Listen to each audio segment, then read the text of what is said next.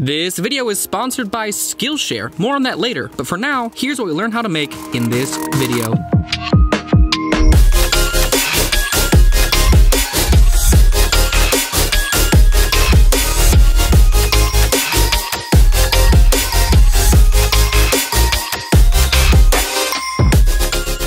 Hello there, my inspirations. My name is Inspirasper, and today I'm going to teach you how to make a future bass drop like you heard in the beginning of this video. Now, future bass is a subgenre of EDM. It focuses heavily on melodic chords and dynamic range. It's one of my favorite genres. I love to produce it, I love to listen to it, so let's go ahead and learn how to make it. For starters, I think the most important, the most crucial element of any future bass track is the chords. So there are two things I like to focus on when making my chords. One is the actual chords. By that I mean the music theory, building the actual stack of notes. The more complex your chords are in general, the more interesting your track will sound. And the second thing is sound design. So here is the chord progression I used to make this song. Writing chord progressions is its own fickle little beast. I was actually considering making a tutorial video on how to write chord progressions, so maybe if you guys are interested in that, I can look into pursuing that further. Which might take a little while, so in the meantime, if you wanted something more immediate, then you should check out today's sponsor, Skillshare! Skillshare is an online learning community for creators. Viewers of this channel will love what Skillshare has to offer, because let's be honest, you're on this video for one reason or another, and that reason is most likely to learn. You could learn Ableton from some random Joe Schmo on YouTube whose tutorial video glosses over some crucial information because he's not trained to do this sort of thing. And he's probably very sorry and he would fix it if he could. Or you could learn Ableton from a certified professional. That's someone who's been trained to teach you how to use the software. You see this? That's a PhD. You know what that stands for? Pretty helpful dude. Now, what I've just highlighted is only one particular course. Imagine this being the case for the more than 25,000 courses Skillshare has to offer. And Skillshare is super affordable. An annual subscription comes down to be less than $10 a month for unlimited access to the classes and communities that you are most interested in. And on top of that, the first 500 of my subscribers to use the link in the description below will get a 2-month free trial of Skillshare. So act on that fast and join the more than 7 million creators learning with Skillshare. Whether you want to fuel your curiosity, creativity, or even career, Skillshare is the perfect place to keep you learning and thriving in today's modern world. Now let's pick back up on this tutorial, shall we? Where I'll teach you a few personal tips and tricks on how you can write your future bass chords. We'll try and give you some tips on how you can write your own. For starters, one thing I really like to do, if you follow this channel, you know this is one of my favorite tips, is to draw out the scale that I'm in within my MIDI clip. Once I draw out my scale, I can actually see visually a representation of what notes I should place down in my chords. For example, if I didn't have this chord right here, how I would go about writing my chords is start off with a root note. In this case, I wanted it to be, let's say, C sharp, right? Okay, that's in my key, as you can clearly see. From here, building chords is super simple. If I wanted to follow a pattern of a 1, 3, 5, a normal triad, I can simply place notes in that pattern. So in this case, this is my 2, so my 3 is right here, and then my 5. If you don't know much about music theory, I made a beginner's guide. You can go ahead and check that out. So now I just have a basic triad. From here, I like to expand upon my chords by placing notes in the scale. They don't have to be in a specific pattern, necessarily, although there is some music theory logic behind that. For example, if I wanted to place a 7th, but honestly, what I like to do is just kind of place notes that fall in the scale and just kind of try out the different combinations of notes. Now, for future bass, one thing that is really nice to do is have them spread across many octaves. If your voices span across many octaves, that's a more interesting sound than just sticking to one octave. But for now, in this case, my chords sound like this.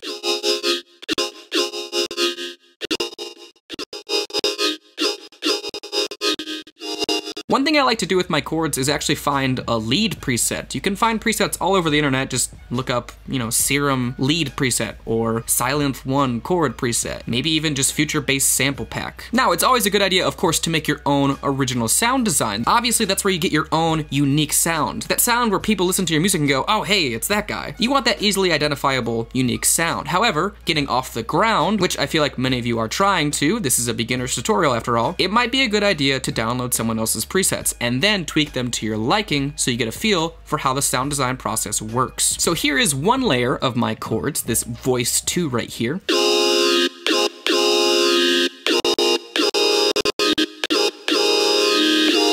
Some audio effects I put on this would be an OTT and an EQ. This EQ is cutting off the low ends, so anything below about 300 hertz. This is to make room for my bass, which I'll get into in a bit. And the very, very, very high ends are cut off, anything around 17,000 hertz. These mid frequencies are lowered just ever so slightly, and these higher ones are raised a little bit. I stacked this layer on top of another layer of chords. Again, just copied that MIDI clip. In this case, I also used Serum. These are just 2 oscillators with many voices. In this case, I have 13 over here on oscillator A and 7 on oscillator B, detuned ever so slightly. And I also put an LFO right here set to 1/8. This is put to the volume of each of these oscillators, these levels right here and here.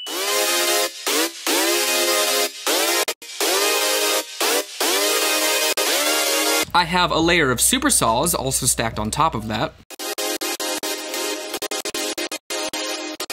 Finally, I also added in another layer of Serum. This time I had to freeze it and flatten it as an audio file because it just ate up too much of my CPU, but it sounds like this.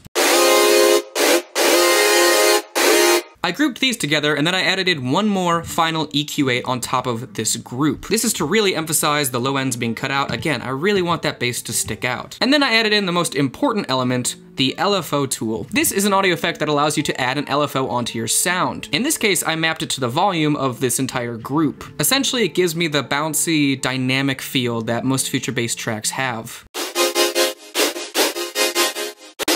Now, if you don't own LFO tool, one workaround to do is to just automate the volume, or maybe even a filter, as in you could automate a high pass filter, for example, to get the same feel. Next, let's move on to our bass. In this case, my bass sounds like this.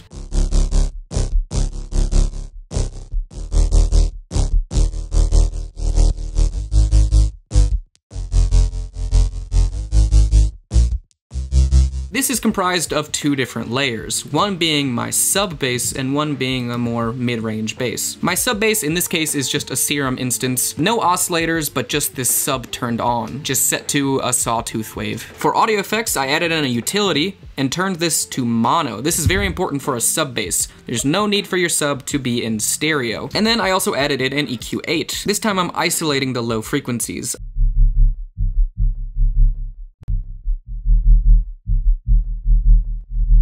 For my mid-range bass, I used an instance of Silent 1, which by itself is fine, but the real shining star here are the audio effects. I added in multiple copies of OTT and Camel Crusher. I really wanted the sound to be compressed and gritty. I also added in a stereo finalizer, as I mentioned before, and then topped it off with an EQ. I then grouped both of these layers together, added in one final EQ, and also copied onto it the same LFO tool that I used for my chords. It helps give one unified feeling to the track.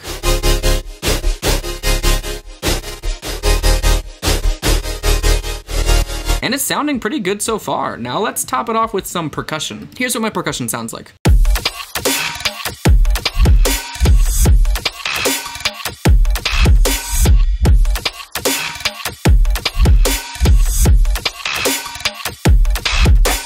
Now, there's a lot going on here, and that's kind of the vibe I was going for. So let's dissect that layer by layer. First, I have my layer of kicks playing in the following pattern.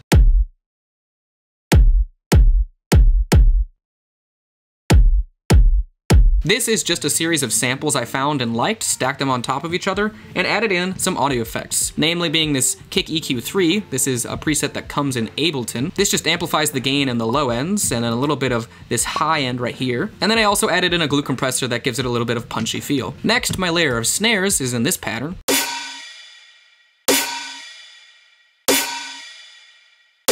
Same thing, just a series of presets that I found that I liked, that I meshed together. I have an EQ intended for the snares, I have a compressor, and then also a limiter just because the snares were getting a little bit overpowering after the compressor. However, I liked the sound it made. They work together. I have a series of cymbals.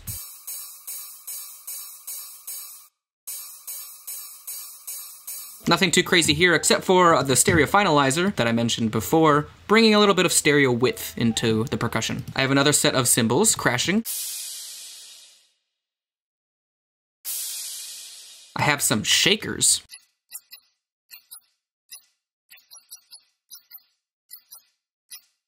With these audio effects down here, I have another set of shakers.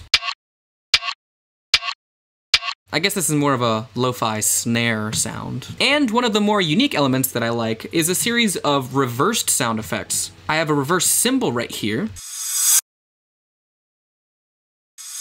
And then I also have a set of reversed kicks. These reverse kicks build up into our regular kicks, and it really gives it that flowy, wavy feel.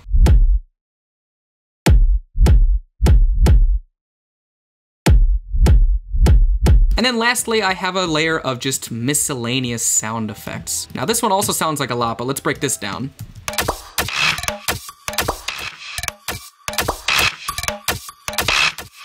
So there's a lot going on here, but essentially all I did was just go sample by sample. I looked up Foley samples and added them in one by one. So for example, when I was starting off, I only had something like this.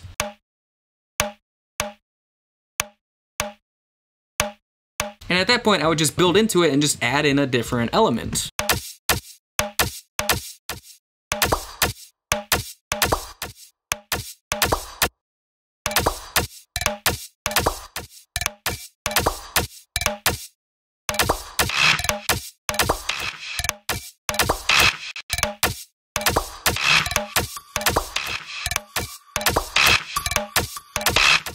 These are minor elements, and they are seemingly random, and I mean, they kind of are. I didn't really have a pattern in mind when I made them. However, they're intended to add a little bit of flavor, a little bit of spice into the mix. It's the difference between your percussion sounding like this,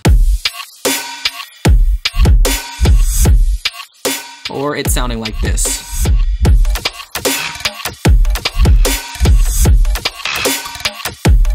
I also added in a series of lo-fi fillers. These are just drum loops samples. So let's hear what that sounds like with the other elements that we've built so far.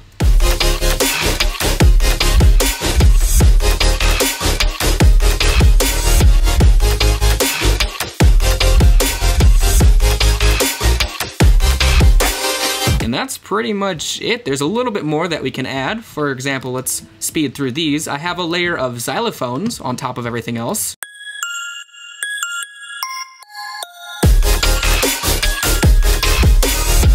I added in a layer of pads. This uses the same chord progression as my chords layer. This is very quiet and very subtle, but it fills in the gaps in my mix.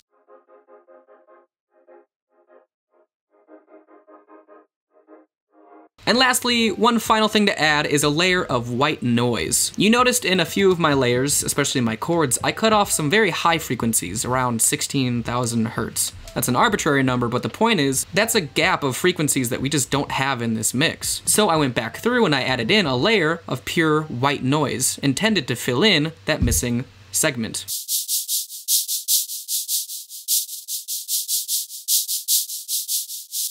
This is just white noise with the same LFO tool as used on our chords, again, also mirroring what's on the bass. So now these are all playing in unison, and this is the difference that it makes.